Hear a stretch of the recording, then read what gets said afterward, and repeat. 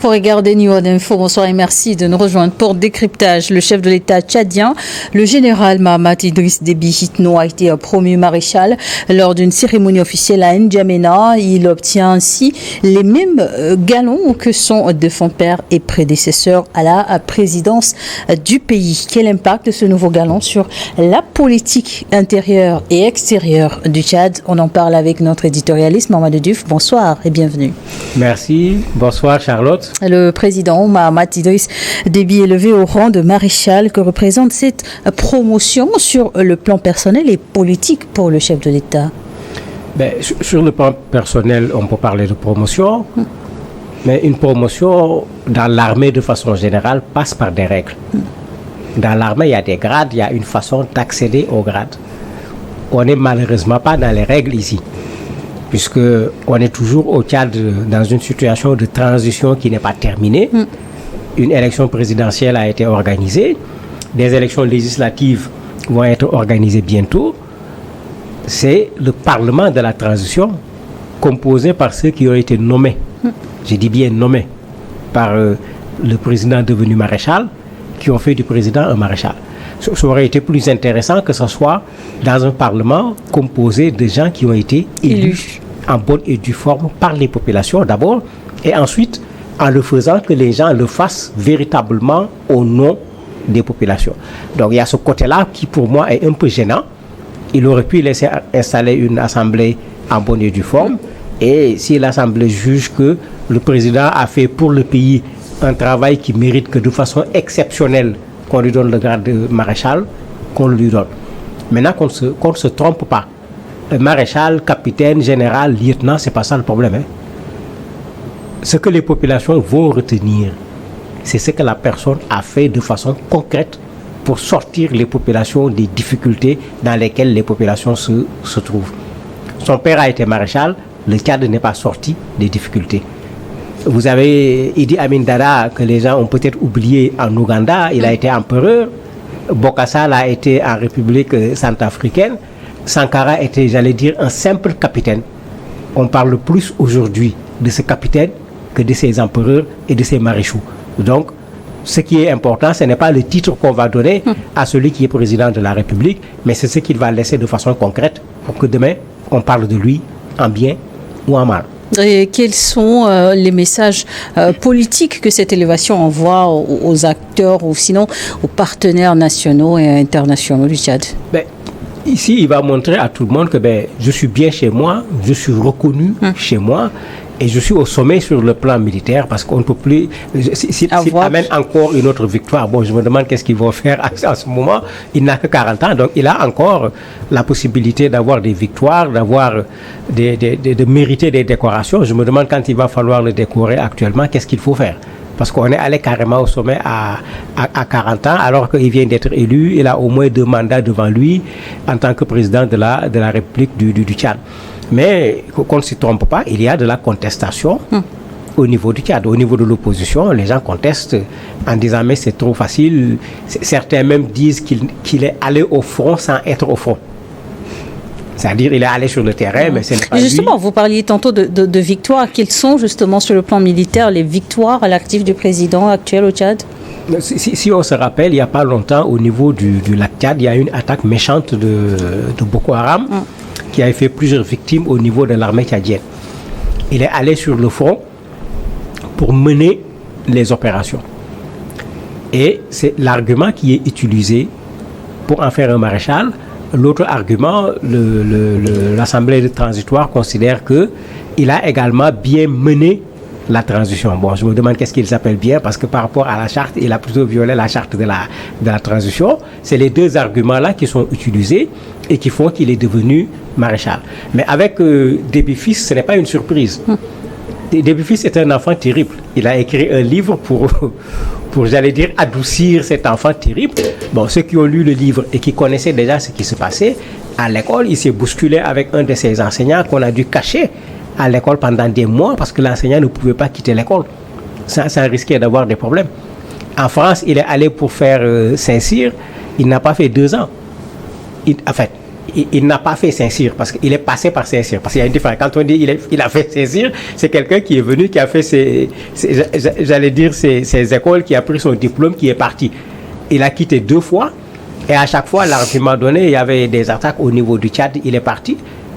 Arrivé chez lui, Déby Idriss a décidé de faire une formation spéciale pour les militaires. Il a fait cette formation, mais il est sorti commandant à 22 ans. Donc qu'il soit maréchal à 40 ans, un parcours atypique, et la stabilité n'est pas encore en acquis au Tchad, mais en quoi cette élévation pourrait-elle influencer l'instabilité justement sur le plan politique ou encore militaire? Ça ne va changer rien par rapport à la stabilité, parce qu'au niveau de Boko Haram, je ne crois pas que la lecture de Boko Haram est une lecture de maréchal, de général ou de capitaine. C'est une lecture de gens qui veulent faire de la destruction au Tchad comme ils le font actuellement au Nigeria, au Cameroun, etc. Donc ces gens-là, le fait qu'on devienne maréchal ou quoi que ce soit, je ne pense pas que ça puisse avoir un quelconque impact au niveau de leur comportement. N'oublions pas qu'il y a un autre front au Tchad avec le FACT, ceux qui n'ont jamais accepté avec les accords de Doha, qui ont finalement échoué, qui n'ont pas intégré la soi-disant conférence nationale à l'époque au niveau du Tchad et qui sont restés un groupe armé. Et n'oublions pas que c'est avec ceux-là que son père était allé au front et il est resté au front. Tout à fait. Donc, sur ces 2 mouvements militaires, je ne crois pas du tout que le fait qu'il devienne maréchal va changer quelque chose. Au niveau de l'opposition, on voit les gens à la limite se marrer du fait qu'on a fait un maréchal à 40 ans, parfois même de façon méchante, en disant que son père également était maréchal, mais ça n'empêche qu'il est resté au front. Le Tchad est effectivement toujours en proie à des attaques violentes, notamment dans la région du lac Tchad. Mais pensez-vous que cela pourrait avoir, cette élévation pourrait avoir une répercussion sur les mouvements d'opposition ou les groupes armés, même dans cette région du lac Tchad? Bon, est-ce qu'on peut appeler ça répercussion? Il y a déjà une attaque qui s'est faite après qu'il ait quitté le lac Tchad, où une quinzaine de soldats tchadiens ont été tués. D'ailleurs, même certains disaient que c'était indécent parce que le Tchad, comme beaucoup de pays le font parfois, c'est un peu tu sur ces soldats tchadiens qui sont tombés, puisque ça allait un peu ternir la cérémonie où on voulait en faire un maréchal, comme s'il avait déjà résolu ce problème de la Tchad. C'est déjà une indication concrète que sur le terrain, le problème n'est pas résolu. Bon, ceux qui connaissent également ces groupes armés terroristes savent que ce n'est pas avec une attaque qu'on résout ces problèmes. Le Nigeria s'était associé au Tchad, au Cameroun, au Niger. Tout à fait. Et jusqu'à présent, même si Boko Haram a été fortement diminué, Boko Haram existe et est capable encore de faire du tort, comme le montre l'intervention du président tchadien quand ils ont attaqué ses soldats. Aujourd'hui, fait maréchal, quels sont les défis majeurs qui attendent le président? C'est ce qui attend tout président. Au Tchad, la sécurité est un problème. Parce que quand un pays n'est pas en sécurité, envisager le développement devient quelque chose d'extrêmement compliqué.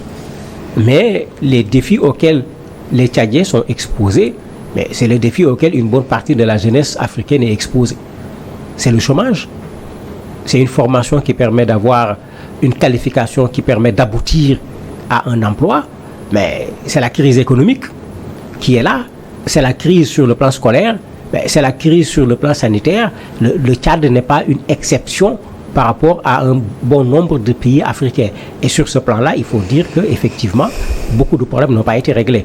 Rappelez-vous, quand Succès Masra est devenu Premier ministre, il est tombé sur les grèves. Les rares actions qu'il avait réussies, c'était de demander à ceux qui étaient en grève de suspendre et qu'on négocie pour voir comment trouver une solution. Donc les problèmes sont là, ce n'est pas seulement la sécurité qui constitue un problème au niveau du Tchad. Mahamat Idriss Déby élevé au rang de maréchal, Assimi Goïta général, en Guinée-Conakry, le général Doumbouya. Quand on est militaire au pouvoir, qu'est-ce que cela symbolise d'être l'un des plus hauts gradés? Peut-être que les militaires cherchent à ne pas être en situation d'infériorité par rapport à un autre militaire. Parce que quand je suis colonel, même si je suis président de la République, mais si je rencontre un général d'armée, d'un point de vue hiérarchie militaire, il est à une hiérarchie supérieure par rapport à ma hiérarchie. Bien qu'en prenant le chapeau de président de la République, parce qu'en ce moment même, quand on est civil, on devient le chef des armées. Mais ce n'est pas la même chose parce que ce général qui a gravi les échelons, qui est allé dans les écoles de guerre, qui est devenu ce qu'il est devenu de façon avec un mérite, mais ça n'aura jamais absolument rien à voir avec un général qui s'autoproclame, parce qu'on l'a vu avec certains, ou qui a été proclamé par ses partisans en lui donnant une situation de privilège qui n'a rien à voir avec la règle, puisque les grades, on les obtient les uns après les autres. Le chef de l'État a décidé dernièrement de suspendre les accords militaires qui liaient le Tchad et la France depuis la fin de la colonisation, dénonçant des textes obsolètes. Une première unité de 120 soldats français a déjà quitté le Tchad. Quelle analyse faites-vous de cette décision du dirigeant tchadien? C'est logique et opportuniste en même temps. C'est logique parce que moi je le défends de tout temps. C'est à nos armées qu'il revient de défendre nos territoires. L'armée, c'est la nation, c'est la défense du territoire. Confier la défense de notre territoire à une autre armée, c'est être déjà dans une situation où, quand tu veux parler de souveraineté, cela pose un énorme problème. Au Tchad, on s'est fâché contre les Français. Si les Français étaient intervenus dans le lac Tchad, si les Français avaient aidé Déby Fils à combattre Boko Haram, est-ce qu'il aurait demandé aux Français de partir? La question se pose parce qu'on voit clairement qu'on est fâché parce que la France n'a pas accepté de participer à ces combats. D'ailleurs, ce n'est pas contre la France seulement, c'est contre le Nigeria également, c'est contre le Niger, c'est contre le Cameroun, puisqu'il est en train de menacer également de quitter la force multinationale mixte qui a permis de vraiment noyauter, si on peut l'appeler ainsi, Boko Haram, puisqu'il considère que ceux-là ne sont pas venus également à son secours. À ce stade, justement, quel est le bilan de cette force conjointe? En fait, la force conjointe a eu un bilan intéressant parce que si Boko Haram a été réduit à ce qui reste de Boko Haram aujourd'hui, c'est à cause de cette force conjointe. Ça leur permettait de mener des opérations ensemble. Ça permettait également aux soldats d'un pays de pouvoir traverser la frontière parce que Boko Haram jouait sur les frontières. On tape au Nigeria, on part se réfugier de l'autre côté, on prend un otage au Cameroun, on part le cacher au Tchad. Mais en agissant ensemble, mais ils ont réussi avec le ratissage qu'ils ont fait au niveau de la forêt de Sambisa de réduire fortement Boko Haram aujourd'hui. Donc ces forces africaines mixtes sont à encourager. C'est le meilleur moyen de lutte contre ces terroristes qui ne tiennent compte d'aucune de nos frontières. Et le nouveau maréchal tchadien aurait conduit personnellement les opérations aériennes et terrestres pendant une quinzaine de jours. Est-ce qu'il ne prend pas de risque d'aller sur le terrain lui-même? Mais non, au Tchad, il est devenu général, il est devenu commandant dans les mêmes conditions. C'est pourquoi j'ai relaté de façon très rapide cela. Son père, c'est la même chose. Idriss Déby n'est pas quelqu'un qui est sorti des écoles de guerre ou de je ne sais pas quoi autre, non. Au Tchad, les grades, c'est comme si on les obtenait. Est-ce que le grade l'oblige justement à être sur le champ de bataille? Non, le grade ne l'oblige pas à être sur le champ de bataille. Il est maréchal, il est également président de la République. Donc son rôle, c'est plutôt de gérer pas seulement l'armée, mais de gérer également la nation. Et il y a des militaires qui sont chargés à la place du président de la République de faire ce travail. Mais quand il fait le déplacement, quel message envoie-t-il? Mais c'est pour montrer aux troupes qu'il fait partie des militaires, qu'il a obtenu ses grades en se battant pour être commandant à 22 ans, mais il va continuer également à se battre et c'est ce qui lui a fait obtenir ce grade de maréchal. Mais s'il ne retourne plus, il n'aura pas suivi son père jusqu'au bout parce que son père est allé sur le champ de bataille alors qu'il était maréchal et il est resté sur le champ de bataille. Sur le plan politique, quelle analyse faire aujourd'hui avec les relations avec l'opposition tchadienne? Les relations avec l'opposition, quand on fait une analyse, c'est l'opposition tchadienne. On avait dit ici à l'époque, quand Succès est rentré dans le gouvernement, il commettait une erreur. Et j'avais cité le titre d'un journal que j'avais bien aimé qui avait titré tout simplement Masra, le succès de Déby. Et ce jeu de mots qui avait été fait quand il rentrait dans le gouvernement, c'est ce qui se voit jusqu'à présent. Masra a Mais son succès à lui, il n'a duré que 3 mois. Non, c'est plutôt Déby qui a eu du succès. C'est pourquoi le journal titre Masra, le succès de Déby. Masra est passé de façon très rapide. Mais son passage lui coûte aujourd'hui extrêmement cher. Ça l'a amené à divorcer par rapport au reste de l'opposition, à la coalition qu'ils avaient créée pour combattre le régime Déby d'abord, le régime du fils ensuite. Aujourd'hui, il a quitté le gouvernement, il ne parvient plus à mobiliser comme il mobilisait. Et quand vous regardez le nouveau Déby est en train de lui prendre également certains de ses arguments quand il demande aux soldats français de quitter le sol tchadien. Justement, Succès Masra se retrouve-t-il aujourd'hui dans une situation délicate? Oui, il se retrouve dans une situation délicate puisque son entrée dans le gouvernement avait déjà créé énormément d'interrogations sur pourquoi il est rentré.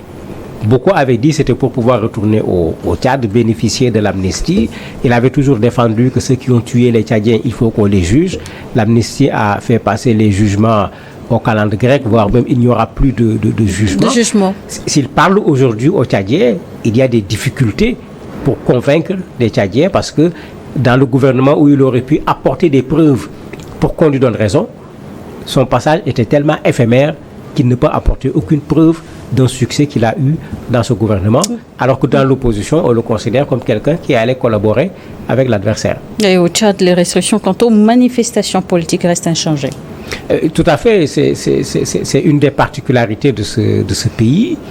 Et ça continue, il continue à faire ce que son père faisait en la matière. C'est du tel père, tel fils pratiquement.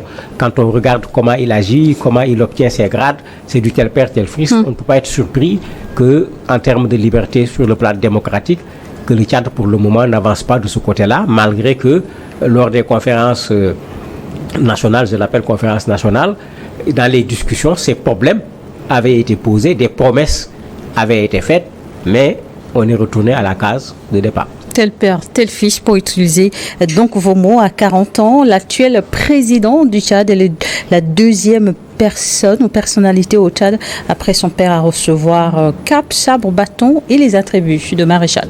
Tout à fait, il a obtenu ce que son père a obtenu à un âge beaucoup plus moindre par rapport à l'âge de son père. Donc il a fait mieux que son père sur ce plan-là. En adoptant le boubou blanc. Merci Mamadou Diouf d'avoir accepté notre invitation. Merci à vous également de nous avoir suivis dans Décryptage.